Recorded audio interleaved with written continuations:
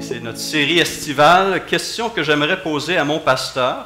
Et la question qui a été posée et que nous traitons maintenant pour un troisième dimanche est: comment puis-je avoir la victoire sur un péché habituel?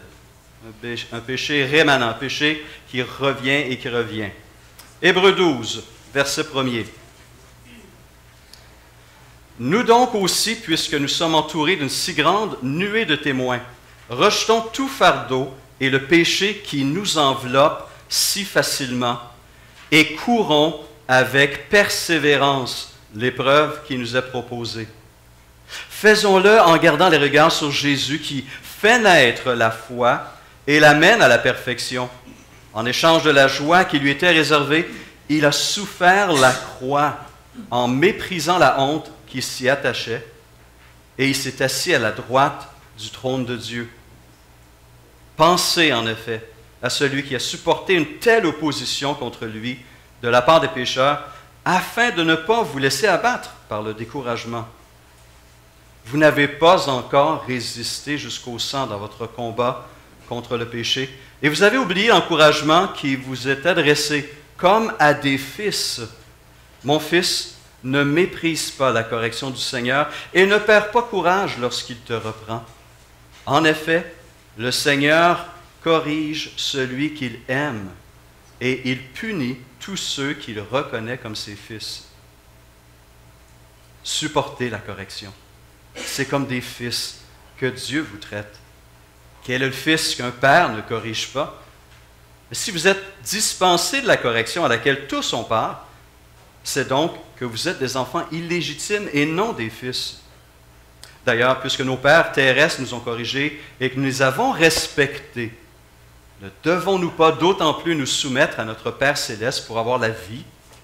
Nos pères nous corrigeaient pour un peu de temps, comme ils le trouvaient bon, tandis que Dieu le fait pour notre bien, afin que nous participions à sa sainteté. Certes, au premier abord, toute correction semble un sujet de tristesse et non de joie, mais elle produit plus tard, chez ceux qu'elle a ainsi exercés, un fruit porteur de paix, la justice. Fortifiez donc vos mains défaillantes et vos genoux flageolants, et faites des voies droites pour vos pieds, afin que ce qui est boiteux ne se démette pas, mais plutôt qu'il soit guéri. Recherchez la paix avec tous et la progression dans la sainteté. Sans elle, personne ne verra le Seigneur. Veillez à ce que personne ne se prive de la grâce de Dieu, à ce qu'aucune racine d'amertume produisant des rejetons ne cause du trouble et que beaucoup n'en soient infectés. Veillez à ce qu'aucun de vous ne fasse preuve d'immoralité sexuelle ou ne se montre profanateur comme Ésaü qui, pour un seul repas, a vendu son droit d'aînesse. Vous savez que plus tard, il a voulu obtenir la bénédiction, mais a été rejeté. En effet, il n'a pas pu amener son père à changer d'attitude, bien qu'il l'ait cherché avec larmes. Ici s'arrête la lecture de la parole. Seigneur, nous t'élevons cette parole et nous te prions de nous parler à travers elle, que ton esprit renouvelle nos pensées, mais surtout nous aide à aller chercher ses ressources et à te laisser aussi toute la place dans nos vies pour que nous puissions justement aller de progrès en progrès à l'image de Christ. Merci pour ta parole ce matin. Amen. Alors, vous êtes d'accord avec moi qu'il suffit d'ouvrir n'importe quel épître de Paul, de Pierre, de Jean, pour réaliser que la sanctification de tous les croyants doit être au cœur de leur démarche spirituelle. Ce qui ressort clairement, c'est que pour Dieu, c'est une priorité non négociable. Et elle devrait donc l'être à nos yeux aussi. On se questionne parfois sur ce que Dieu veut pour notre vie, n'est-ce pas? Grande question existentielle. La Bible nous révèle clairement la volonté morale de Dieu. Clairement. Nous avons toute l'information, toute la direction morale, spirituelle dont nous avons besoin dans les Écritures. Et celle-ci le dit clairement comme en 1 Thessaloniciens 4, verset 3, ce que Dieu veut. c'est votre sanctification. C'est votre sanctification. Deux images bibliques viennent expliquer pourquoi. La première, en fait, les deux parlent de liens. La première parle de liens familiaux. Nous avons été adoptés dans la famille de Dieu. Nous sommes enfants du Dieu 3 fois saint. Et nous sommes donc appelés à lui ressembler, mais non seulement à lui ressembler, mais à le refléter dans ce monde. Nous sommes des reflets des images de Dieu et de Christ auprès de nos concitoyens, nos voisins, notre famille, nos collègues de travail. Les gens vont se faire une idée de Christ à travers nous. Wow! Quelle influence, quel impact, quelle responsabilité et privilège. Pierre va le dire ainsi au tout début de sa première épître, comme des enfants, quoi? Obéissants. Comme des enfants obéissants, ne vous conformez pas aux convoitises que vous aviez autrefois quand vous étiez dans l'ignorance.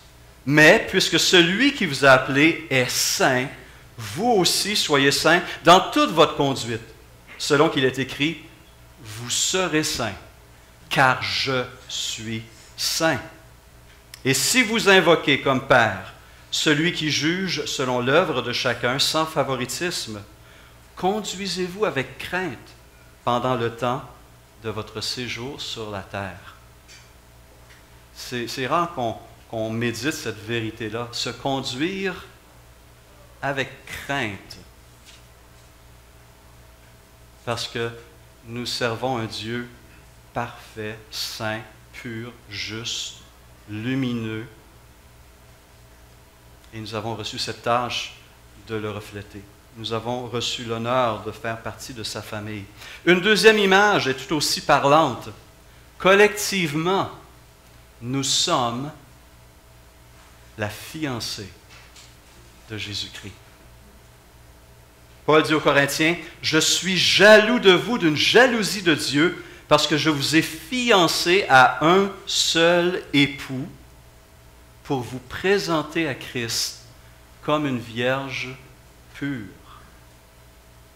Aux Éphésiens, il rappelle cette vérité que Christ s'est donné lui-même pour elle, l'Église, afin de la conduire à la sainteté, après l'avoir purifiée et lavée par l'eau de la parole, pour faire paraître devant lui cette Église glorieuse, sans tache, ni ride, ni rien de semblable, mais sainte et irréprochable. Aimeriez-vous marier une femme, ou si vous êtes une femme, un homme, qui a une hygiène corporelle plutôt douteuse? Ou qui n'en a pas du tout?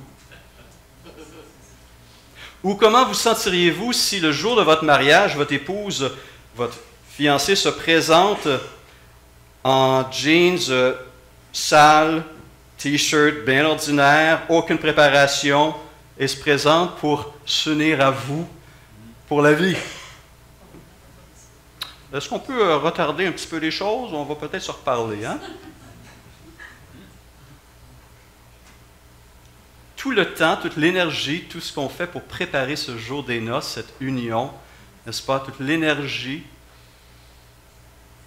Sommes-nous conscients qu'en tant que peuple de Dieu, nous sommes la fiancée de Christ et qu'actuellement, nous préparons les noces?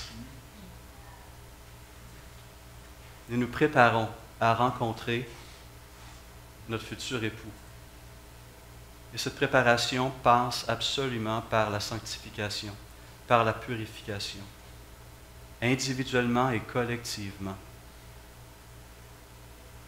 Et non seulement notre esprit doit se maintenir pur, mais notre corps aussi, parce qu'après tout, notre corps est appelé le temple du Saint-Esprit,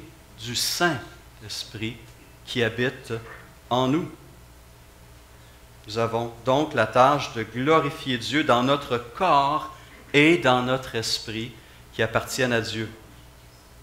Et c'est pourquoi l'exhortation qui se trouve à la toute fin du passage, notre passage d'aujourd'hui, Hébreux 12, mérite une attention particulière. Recherchez la paix, écrit l'auteur, avec tous, et la progression dans la sainteté, Sans elle, personne ne verra le Seigneur. Sans elle, personne ne verra le Seigneur.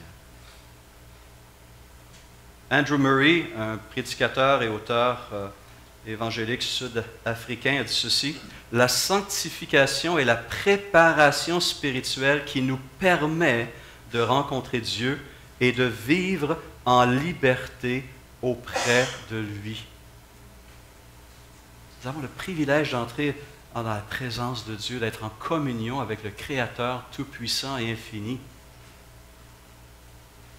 On ne se présente pas n'importe comment.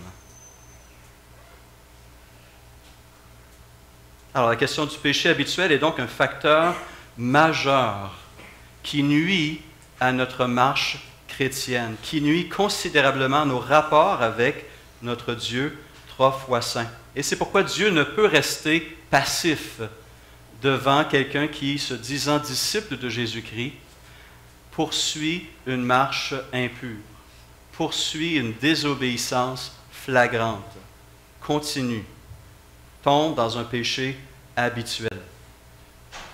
Mais la bonne nouvelle est qu'en Christ, nous avons accès à toutes les ressources de Dieu. Dieu nous donne abondamment tout ce dont nous avons besoin pour pouvoir vivre cette transformation à chaque jour. Au tout début de sa deuxième lettre, Pierre le dit ainsi: sa divine puissance nous a donné tout. Souligné, 2 Pierre 1, verset 3. Tout ce qui est nécessaire à la vie et à la piété, en nous faisant connaître celui qui nous a appelés par sa propre gloire et par sa force.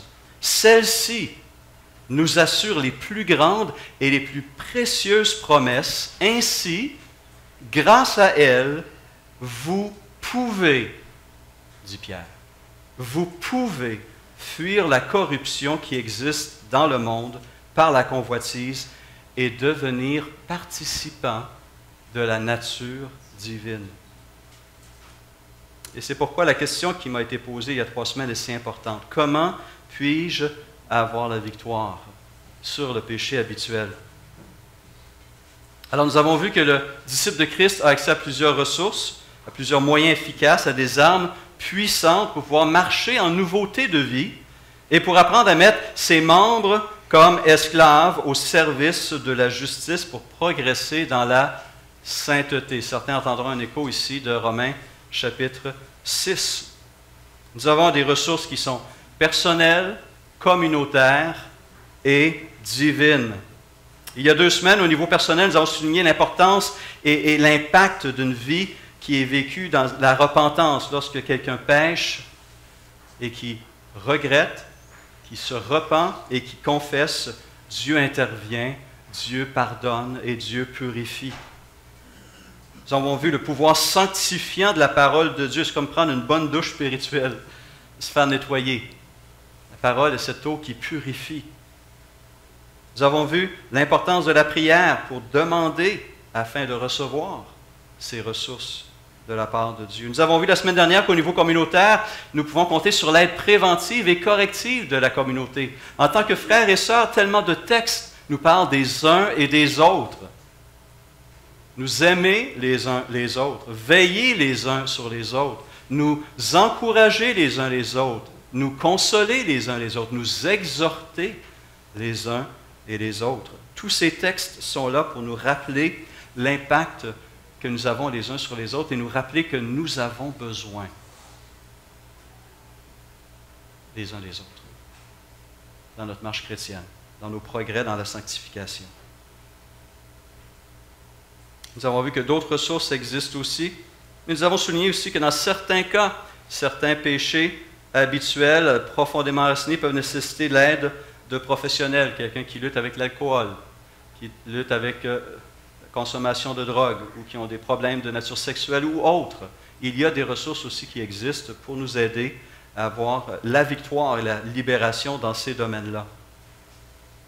Mais en plus de nos efforts personnels, dans la sanctification, de l'aide préventive et corrective de l'Église, et de l'accès à de l'aide professionnelle, nous pouvons compter aussi, et c'est ce que nous voulons souligner ce matin, à l'intervention, nous pouvons compter sur l'intervention directe de Dieu dans notre marche chrétienne pour nous diriger, nous porter, nous encourager et aussi pour nous reprendre. La victoire sur le péché habituel, ce péché récurrent, rémanent, doit passer par une dépendance accrue envers Dieu, une soumission active à sa volonté et une recherche de son action sanctifiante dans nos vies. Ça doit être intentionnel, délibéré, désiré, voulu, recherché. Parce que nous faisons affaire à des forces qui nous tirent dans l'autre direction. À chaque jour, à chaque instant. Non seulement de la part de Satan, non seulement de la part du monde, mais même nous reconnaissons parfois en nous-mêmes ces désirs contraires à ceux de Dieu qui ne leur pas. Et le combat est réel. L'auteur va commencer au chapitre 12 en nous parlant de l'exemple de Christ. Alors, on se rappelle pourquoi cet auteur a pris la plume pour écrire cette lettre d'exhortation, comme il l'appelle, pour encourager des frères en Christ qui subissaient une opposition, pour ne pas dire une persécution naissante, et certains d'entre eux qui étaient d'arrière-plan juifs étaient tentés de retourner au judaïsme, parce que le judaïsme, contrairement au christianisme de l'époque, était reconnu par l'État, était protégé, avait une protection légale. Et ils étaient tentés de retourner sous cette protection-là pour ne plus être dérangés, méprisés et persécutés à cause de leur foi en Jésus-Christ. Alors, après avoir souligné l'endurance, la persévérance et la foi des saints de l'Ancienne Alliance, l'auteur se tourne ensuite vers le plus bel exemple qui soit. L'exemple de l'homme de foi par excellence, l'homme persévérant par excellence, l'homme obéissant par excellence. Jésus-Christ, notre Seigneur et notre Maître. Et il le présente comme l'exemple suprême à lequel nous sommes appelés à regarder et à fixer nos regards. Nous donc aussi, Hébreux 12:1, puisque nous sommes entourés d'une si grande nuée de témoins, rejetons tout fardeau et le péché qui nous enveloppe si facilement et courons avec persévérance l'épreuve qui nous est proposée. Et voici comment on doit courir. Faisons-le en gardant les regards sur Jésus, qui non seulement fait naître la foi, mais la mène à la perfection. En échange de la joie qui lui était réservée, il a souffert la croix en méprisant la honte qui s'y attachait et s'est assis à la droite du trône de Dieu. Pensez en effet à celui qui a supporté une telle opposition contre lui de la part des pécheurs, afin de ne pas vous laisser abattre par le découragement. Christ nous a devancés dans cette course et il a vaincu. Il s'est rendu jusqu'au bout et il a obtenu le prix. Il est maintenant assis à la droite de Dieu le Père, dans la gloire et dans la joie, et il constate jour après jour les effets de sa persévérance, de sa fidélité dans l'épreuve, à travers des vies transformées par son sang.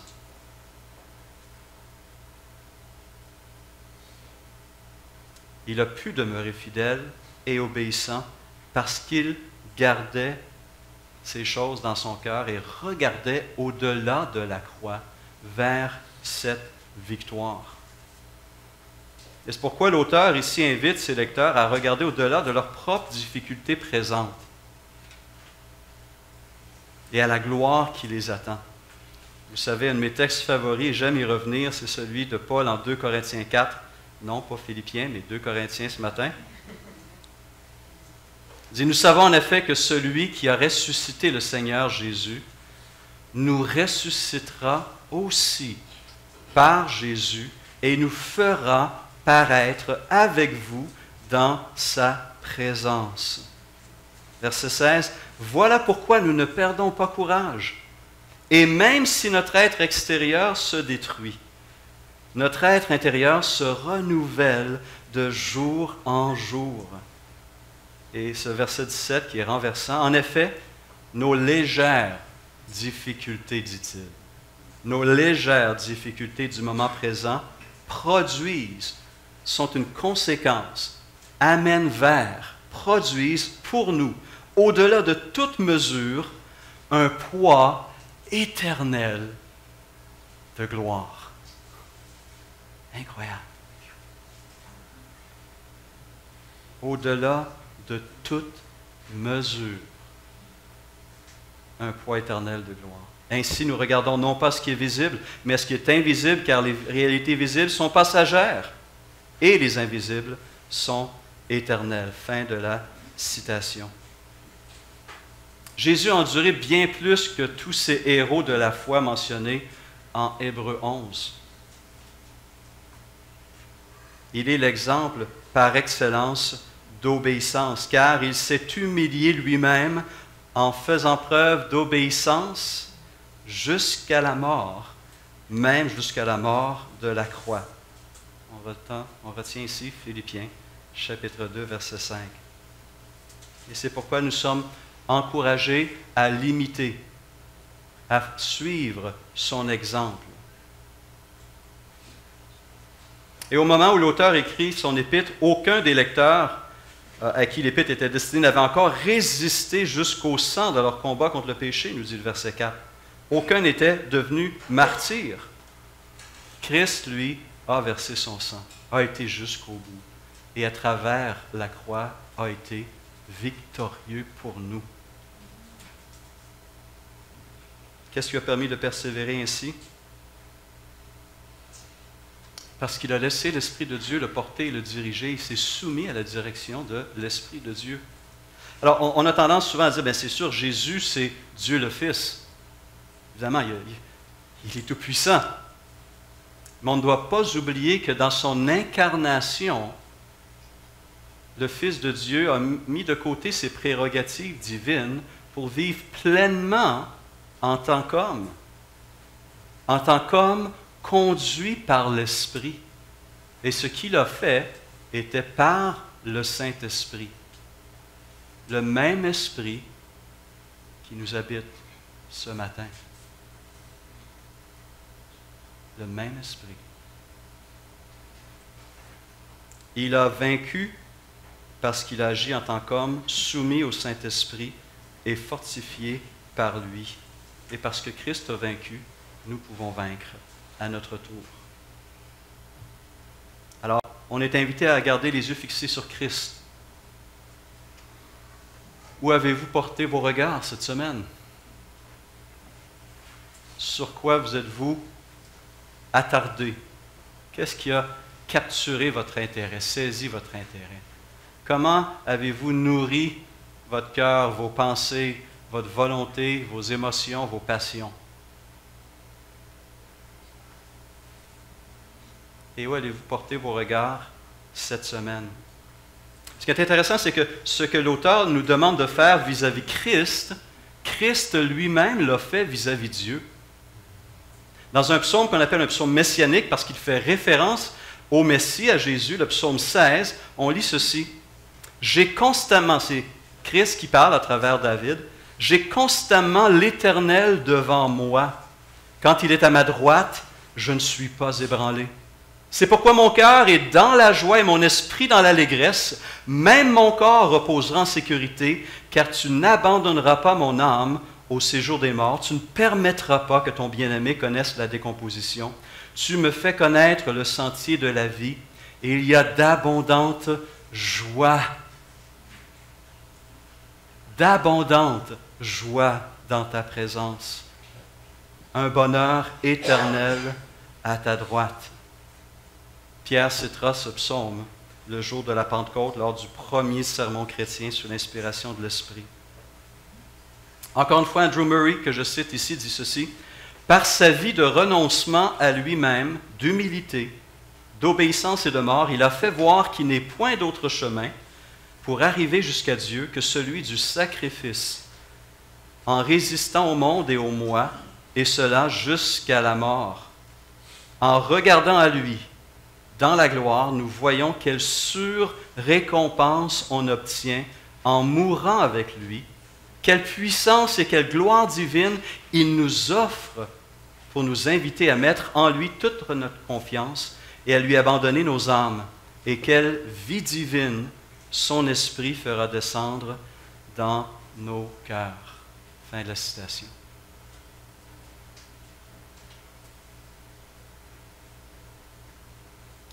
Dans nos combats quotidiens, nos combats pour marcher dans la pureté, dans la sainteté, dans l'obéissance, dans la soumission, nous pouvons compter sur quelqu'un qui connaît notre combat. Parce que Christ, dans son humanité, a été tenté aussi en toutes choses, nous dit cette même lettre, Hébreux chapitre 4. Nous n'avons pas un souverain sacrificateur qui ne puisse compatir à nos faiblesses. Au contraire, il a été tenté comme nous en toutes choses, sans commettre de péché. D'où cet appel qui nous est adressé encore ce matin. Approchons-nous donc avec assurance du trône de la grâce, afin d'obtenir miséricorde et de trouver grâce pour être secourus dans nos besoins. Jésus comprend nos luttes et veut nous aider à les vaincre.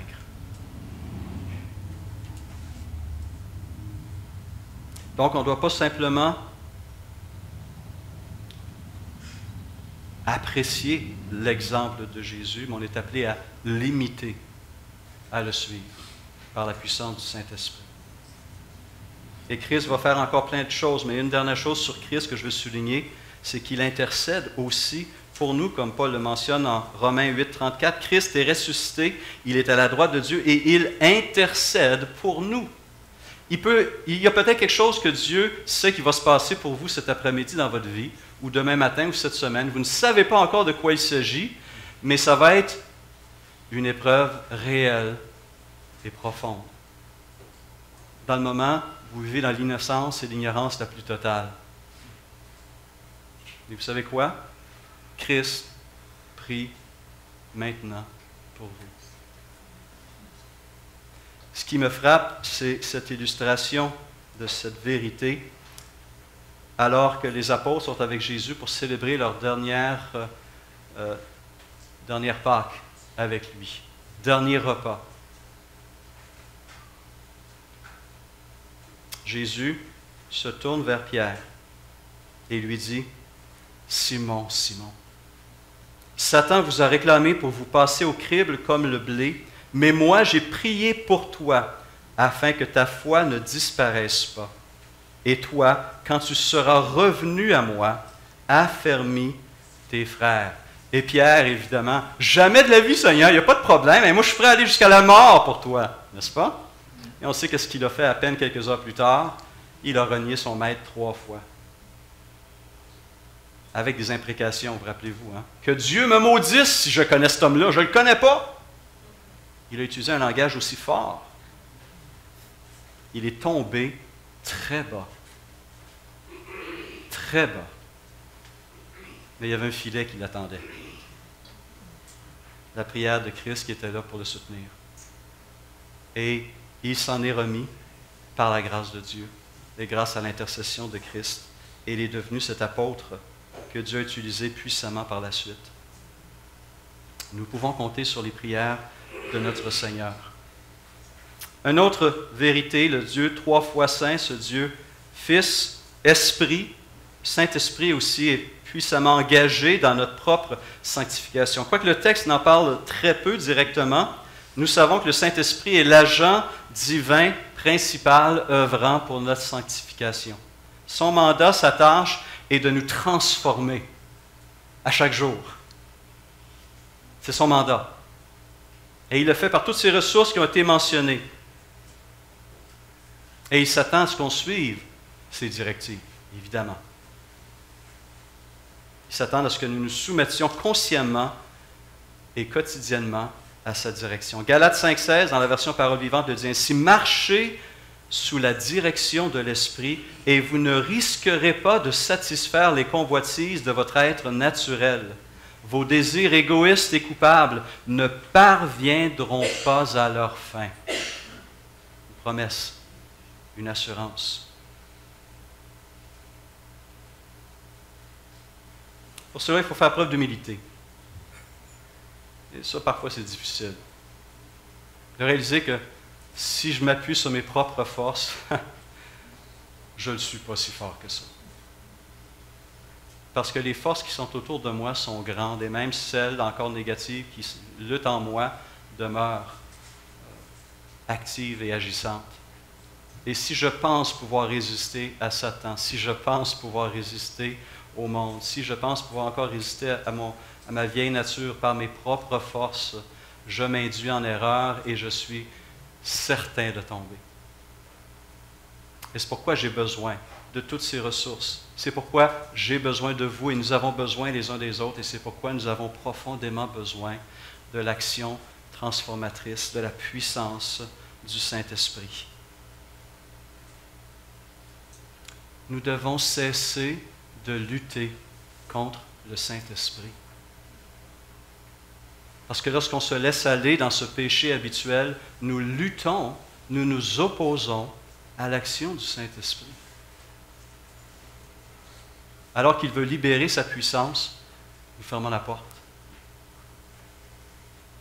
Nous nous souillons et nous l'attristons.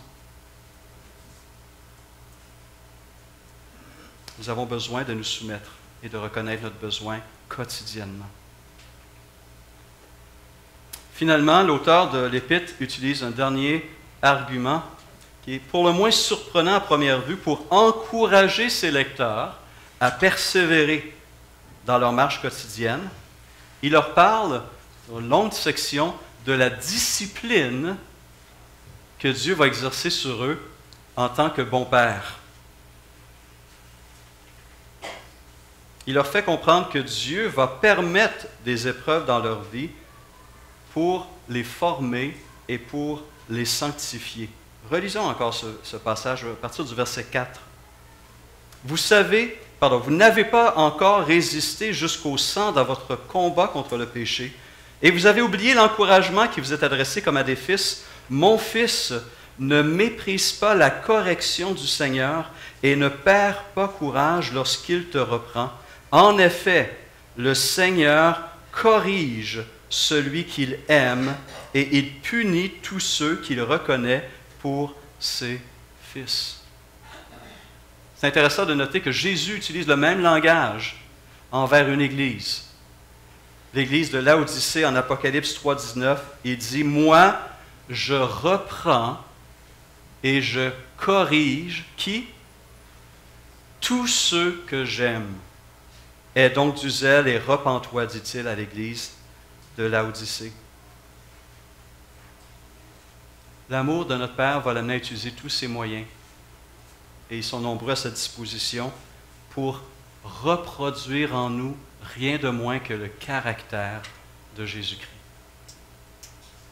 Et ainsi produire une sainteté authentique et durable. Alors c'est vrai qu'on n'aime pas souffrir.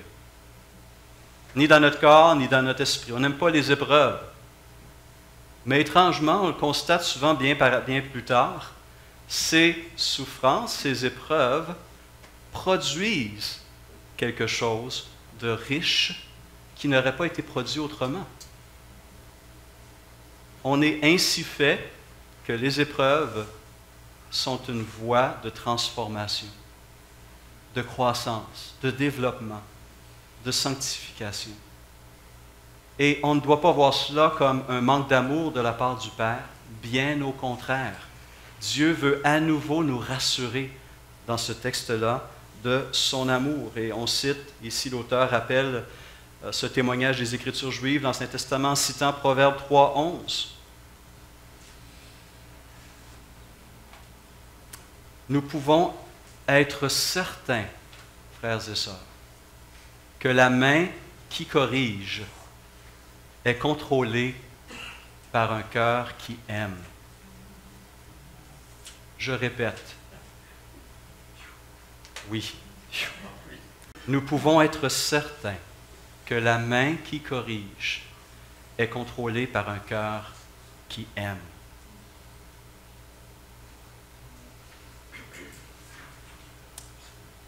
Et nous avons dans nos propres vies des exemples au niveau humain de cette réalité, de ce besoin aussi de correction et de discipline. Proverbe 22,15 le dit ainsi, « Les enfants aiment ce qui est déraisonnable. » Si vous avez été moindrement parent, moindrement de quelque temps, vous l'avez constaté. Quelques bonnes corrections les guériront de cette tendance. J'aime bien cette version français courant du Proverbe 22,15. Proverbe 19,18. Corrige tes enfants tant que tu as l'espoir de les aider.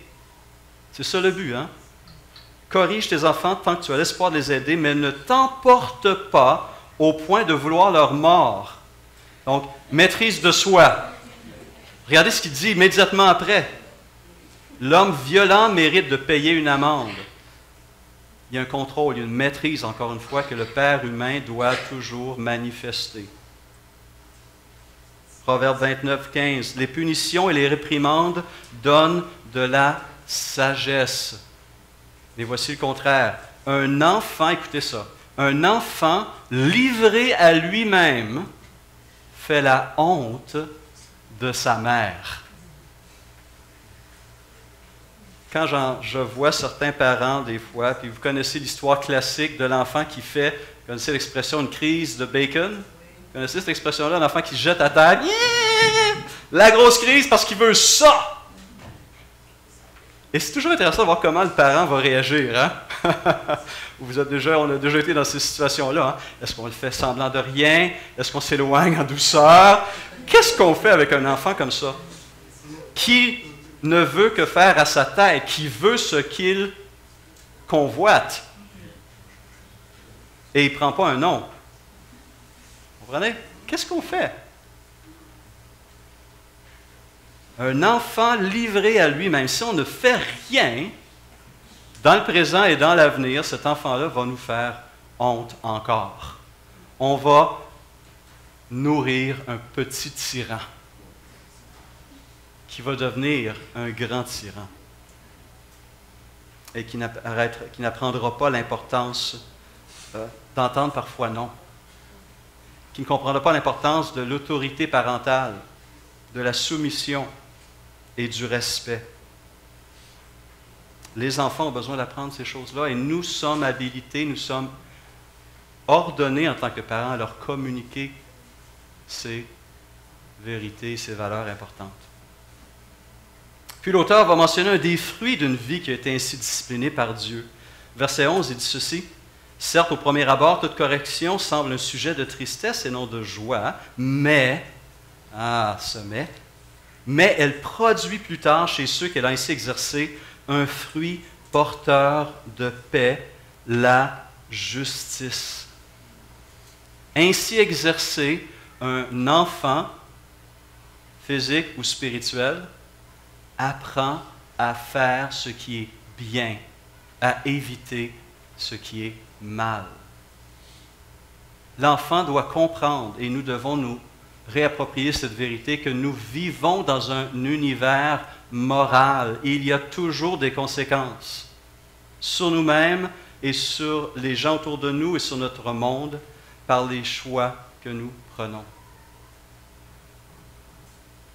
Nous devons apprendre à faire des choix sages, avisés, responsables et justes. Même notre Seigneur Jésus n'a pas été exempté de cette discipline, de cette mise à l'épreuve. Qu'est-ce que le Saint-Esprit fait dès que Jésus sort du Jourdain après son baptême? En bon québécois, il l'envoie chez le diable. C'est ça? Il l'envoie chez le diable. Il l'envoie au désert pour être tenté par Satan. Il devait développer cette capacité pour être prêt pour le ministère qu'il allait avoir au cours des 3 prochaines années au sein d'une opposition, d'une résistance, d'un aveuglement, d'une hostilité croissante. et il en est sorti victorieux par la puissance de Dieu. Nous sommes appelés à nous conformer à l'image de Christ. Et nous avons reçu tout ce dont il est nécessaire pour vivre le type de vie que Dieu nous invite à vivre. Nous avons ces ressources autour de nous, en nous, avec nous. Frères et sœurs, ne vous en privez pas. Laissez-vous travailler par l'Esprit. Brillez pour Christ.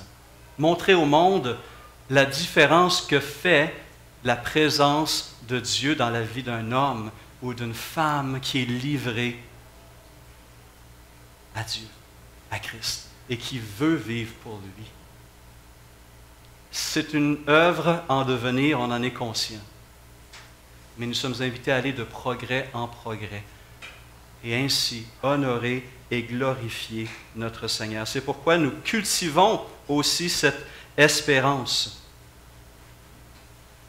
Cultivons cette espérance. Nous pouvons avoir la victoire et nous l'aurons. Nous pouvons devenir plus que vainqueurs en Jésus-Christ. Jésus a fait naître la foi en nous et la parole nous dit qu'il va la mener à la perfection. C'est sur cette vérité, cette promesse que nous voulons continuer notre marche, qu'importe les obstacles, qu'importe les épreuves, avec la puissance de Dieu et pour la gloire de Jésus-Christ. Prions.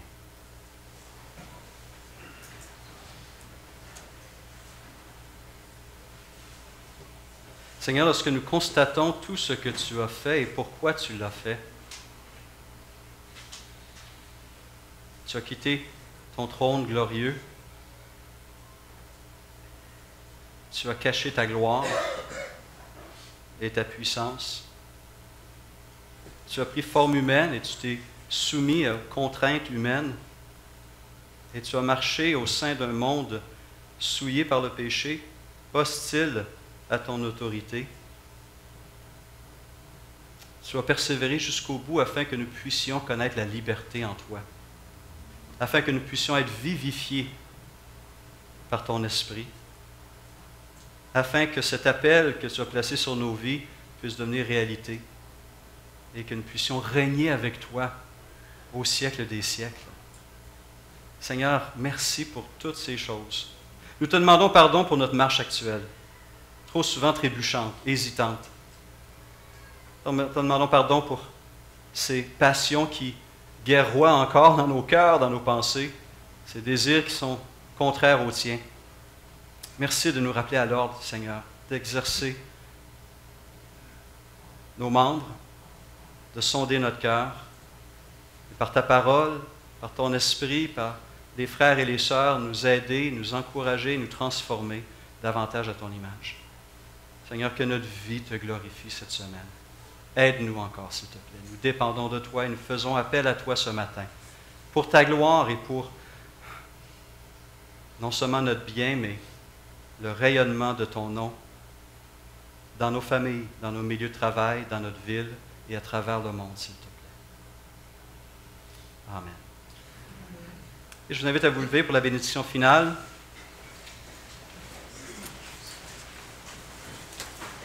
Qui encore nous remplit d'espérance. Que le Dieu de la paix vous conduise lui-même à une sainteté totale et que tout votre être, l'esprit, l'âme et le corps, soit conservé irréprochable lors du retour de notre Seigneur Jésus-Christ. Celui qui vous appelle est fidèle, c'est aussi lui qui le fera. Amen. Bon dimanche et bonne semaine à tous.